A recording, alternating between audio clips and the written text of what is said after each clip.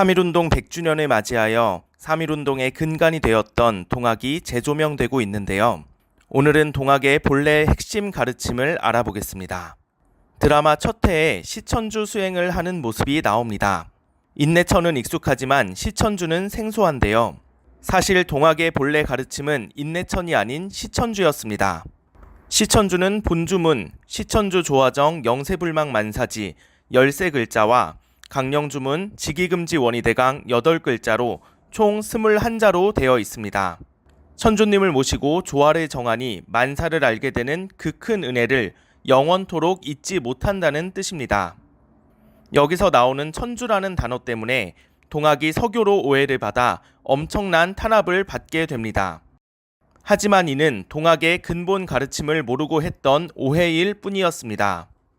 천주라고 하면 서교의 천주님만을 생각하지만 본래 우리는 역사의 시작부터 천주님, 다른 말로 우주의 절대자를 모셔왔습니다.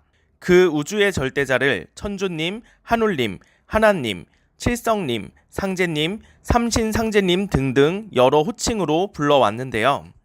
동학은 원래부터 모셨던 우주의 절대자를 다시 모시면서 인류의 원형문화를 회복했던 근본 가르침입니다. 최수은 대신사가 수도를 하다가 처음 도에 통할 때 상제님의 음성을 직접 듣습니다. 두려워 말고 겁내지 말라. 세상 사람들이 나를 상제라 이르거늘 너는 상제를 모르느냐. 이는 최수은 대신사뿐만 아니라 상제 문화를 잃어버린 이 땅의 모든 지식인들에게 경종을 울리신 말씀입니다.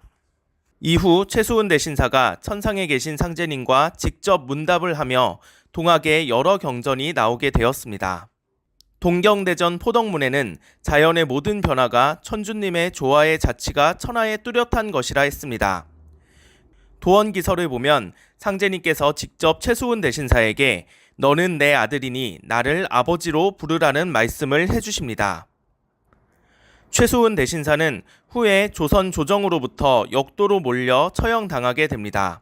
처형 당시 망나니가 최수은의 목을 쳤으나 놀랍게도 목에 상처 하나 나지 않았습니다.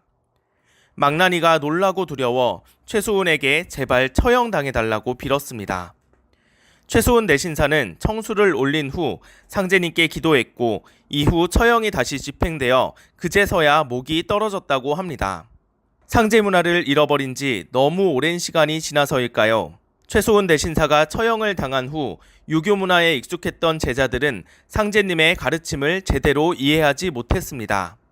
태고 역사부터 모셨던 상제님을 다시 모시라는 시천주의 가르침은 이후 내 마음속의 천주를 기르라는 양천주, 사람이 곧 하늘이라는 인내천으로 변하여 인격신 상제님이 무형의 하늘의 개념으로 바뀌게 되었습니다.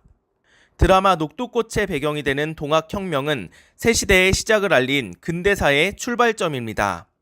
상제님께서는 최수은 대신사를 통해 앞으로 우주의 가을 세상, 모두가 꿈꿔왔던 완성된 세상이 열린다는 것을 말씀해 주셨습니다. 다음에는 동학에서 전하는 새 세상 소식을 알아보는 시간을 갖겠습니다.